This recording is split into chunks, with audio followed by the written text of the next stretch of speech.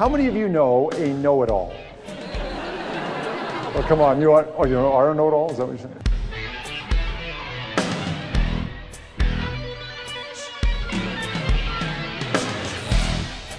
A good example of that might be the casual workplace, where we got to dress down, be a little bit more comfortable. Things were great until one day an employee came to work basically naked. Then what did we have to do? We had to show a picture of what you can look like and what you can't look like, and now it's in the policy manual.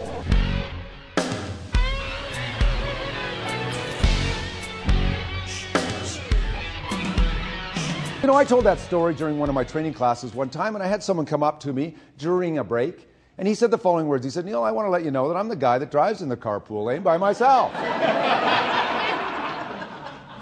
And I said, tell me about that. And he said, well, I want to let you know, a couple months ago, I got caught.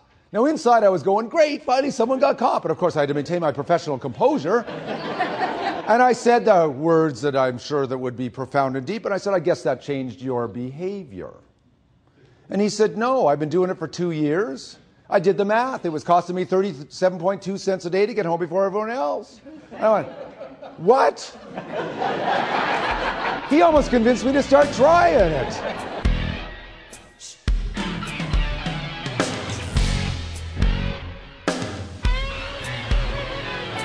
Education is not filling a bucket, it is lighting a fire.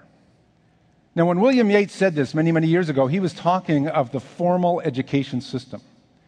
But I would like to take some liberties here, because I'd like to suggest coaching isn't about just filling the bucket. It's about lighting the fire.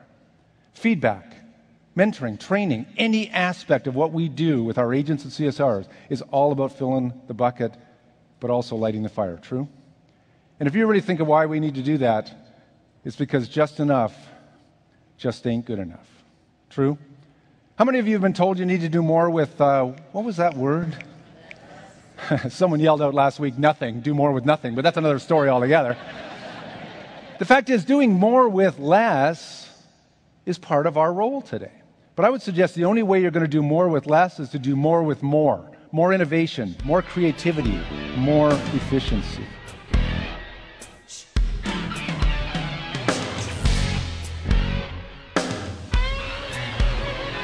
How many of you in this room want to be great? Well, half of you. I guess that's good for a Friday. Your boss is watching. Yeah.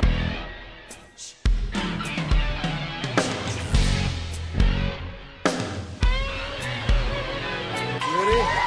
Okay. Come on. Ready? Okay. Just get it back on here. Yeah! Woo!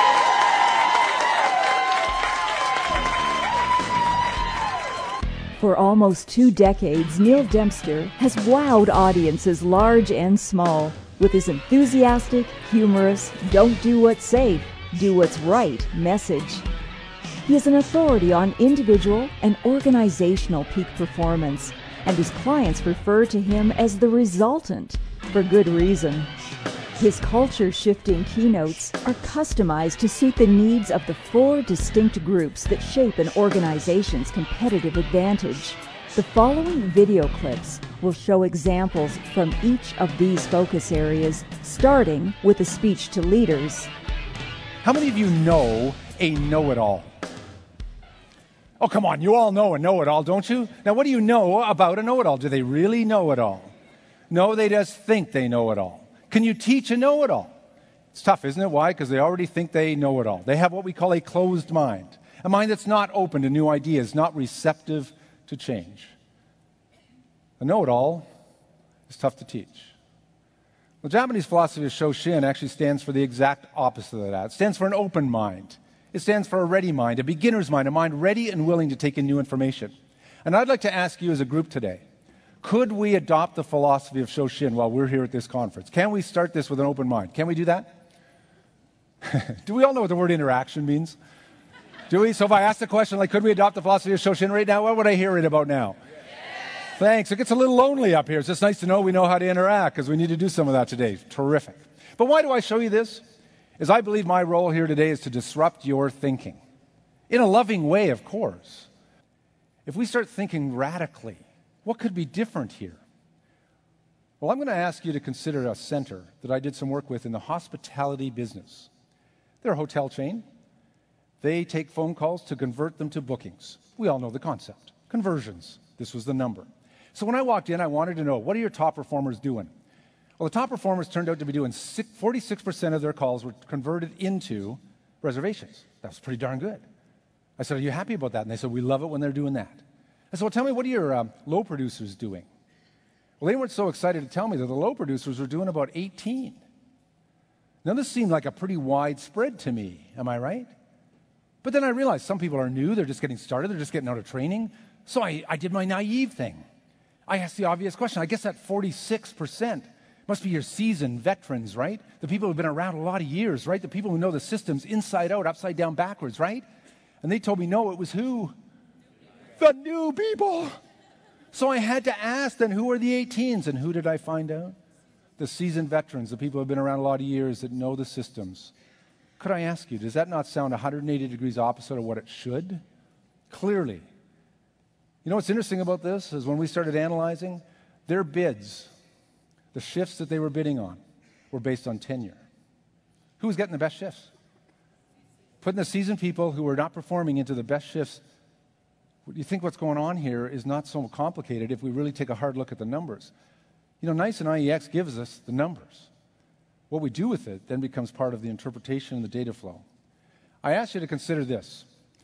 If an individual was measured over time, let's say over the course of a year, if that individual committed to being a continuous learner, to be incrementally better tomorrow than they are today, if they committed to looking for best practices, seeking out those that are doing it in a more efficient or effective way, if they were looking for ways to look at every call, every interaction with a customer, client, whoever it is that you're dealing with, and focusing in on efficiency, if they did that, what does this graph have to look like? Exactly. It has to look like this. You can't argue the logic here. But sadly, what I find is when I typically walk into organizations, it doesn't look like this. Most times it looks something like this. The same thing month after month after month.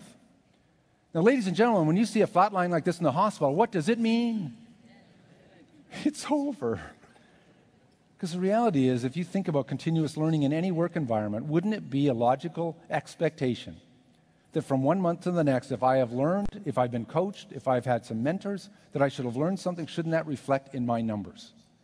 But we start looking at doing more with less and doing all these things on a corporate wide. Why aren't we looking at it at an individual level? Because, you know, this breeds a whole other group. A whole other group, because, you know, there's a whole group of people that I call the bottom feeders. These are the people that aren't at the bottom, but they're just over the bottom. Why? Because they know they're safe there. And when you confront them about their performance and they turn to you and say, what are you talking to me for? Go talk to Joe, he's doing less than I am. The minute that's happened, you've lost the game of performance management, true? Because we're measuring people against a system that's never worked for us, the averages. Managing by the averages is never going to get us anything other than average. And mediocrity is not what we need today. We need higher levels of efficiency, effectiveness. We need expectations in the workplace that communicate this. So who should an individual be measured against that would give you the most accurate performance measurement system known? Who? Themselves. I say that because when you measure someone against their own previous performance, the magic starts to happen. From the minute they hit the floor after training, and you start creating that expectation to be incrementally better tomorrow than they are today, then everything becomes a learning opportunity. I find that the magic in this is unbelievable. You know that center that I talked about, the hospitality company that had the widespread in their conversions? In 1 year, they went from on average 30%, on average, to 40% in 1 year using this method. That's 10% increase in conversions. After 25 years of management, over a decade of training managers and leaders to be more effective in their roles, I have found something that is the truth, and it's this. People do what they do because of what they anticipate will happen to them after they do what they do. It's all about the anticipation. Well, Mr. Webster, my shop teacher, my auto shop teacher, had a very different idea. He thought punishment should be delivered when there was inappropriate behaviors. Now, do you remember in high school when you had that chair that you used to sit on, the plastic chair that was attached to the metal frame? It had the fold-down arm so you could write your notes on it. What you may not have noticed is there was 4 metal rivets in the bottom of the plastic seat to hold it to the metal frame. Well, Mr. Webster, my auto shop teacher, had devised a very interesting contraption. He took the ignition coil out of a car, he attached it to a distributor cap, he attached it to the bottom of the chair, and then he would make you sit in that chair. Then he called my best friend Jeremy up to the front of the room to initiate the charge. Now, when I looked at Jeremy's face, I expected remorse, even pity. Yeah, and the look on his face made me rethink my friendship. You know what I mean? You know what I mean. But you know, I know that this wouldn't hurt you. I mean, it doesn't have much amperage. But I have to tell you, when 47,000 volts goes through the seat of your pants, you hop around a little bit. But why I'm raising that issue, compliance. If that was to be done in a school today, what do you think would happen? There would be a lawsuit as big as your arm, true? But isn't that true of the workplace too? Some of the things that we used to try really wouldn't be effective today for a lot of reasons. And I'm asking you to think about, how do you get whiners to winners when you can't force them into the winning category? We have to understand that it's about drawing them in. I could put out effort that fast. Notice I've got a light switch there. I could literally flick that switch and put out effort in an instant if I decided. Who decides? The individual decides. Notice I've got a light switch there. Why? Because I could literally flick that switch and put out the effort. Notice it is a light switch and not a dimmer switch.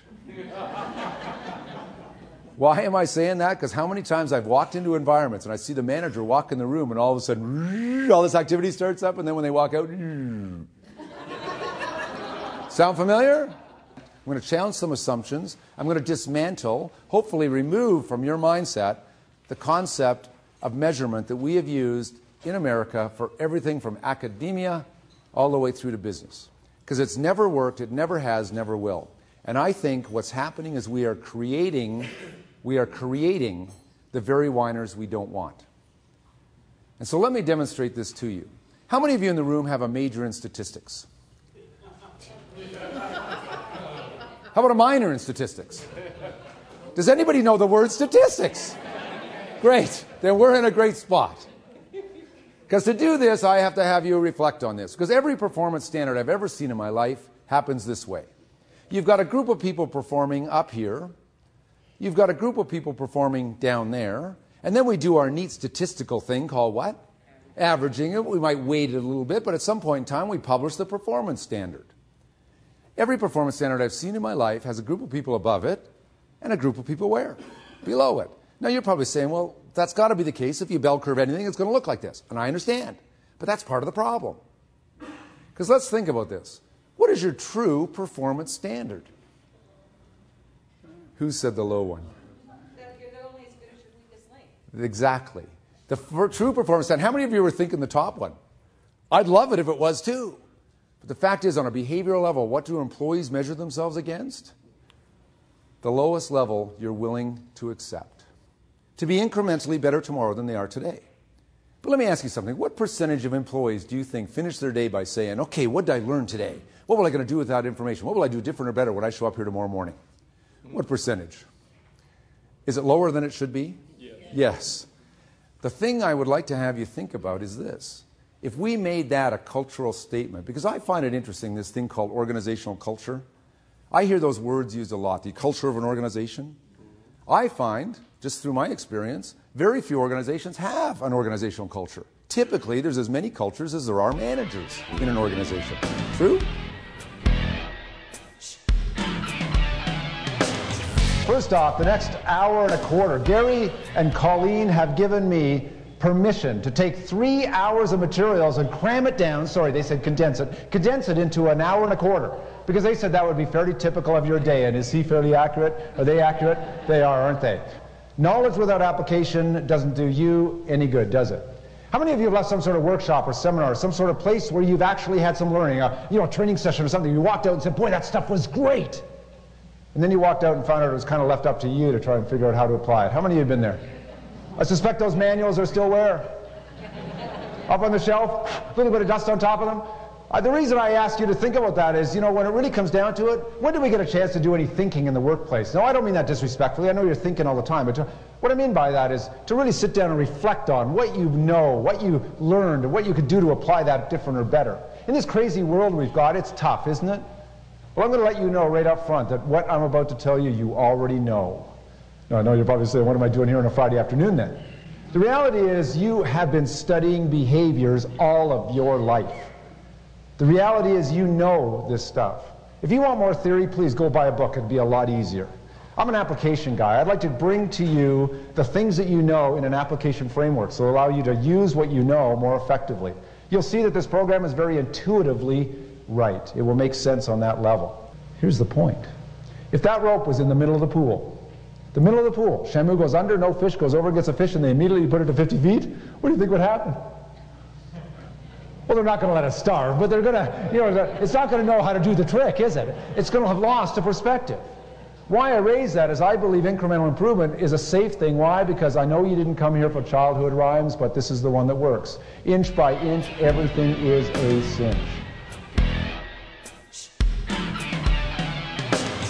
And I always find it's the people that sit at the back that want to be involved. That's why they sit at the back. They wanted to sit back there so they can become part of the team. Looking at the floor doesn't help, man. Doesn't help. It just doesn't help. 7, 8, 9, and 10. Okay, let's give them a round of applause. Go on. Come on up. Come on up. The goal is this. The marble I have in my hand is going to start right here. It's going to move around all of these tracks, all the way around, and be ending up on this track again. Are you with me? Okay. Go! Enthusiasm, enthusiasm, enthusiasm.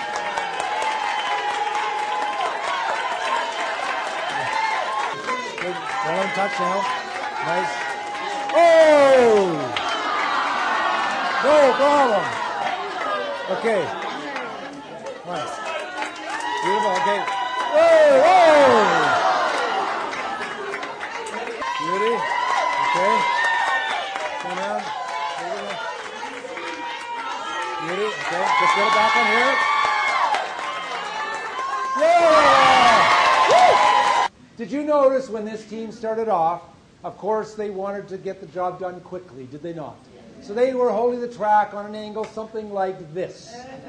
That marble would fire off at 300 miles an hour, bounce off the next track, hit the carpet, burn a hole, and head off towards Pluto. And then they realized they couldn't control it when it was going that fast. So they started slowing down. Then you didn't see it was on the dark side, but it hit someone's fingers and popped off. And then everyone did the scoochy thing because they didn't want that to happen to them. True. The funny thing is, though, the very first time that marble fell off, I heard everyone say what? Oh, darn, failure. But then they picked it up and they tried it again. Is there anybody in this room that's ever made a mistake? And the rest of you are just in denial. Is that what I'm hearing? The fact is, we've all made mistakes, but what do we do with that information? We learn from it. Woo! Woo! Woo!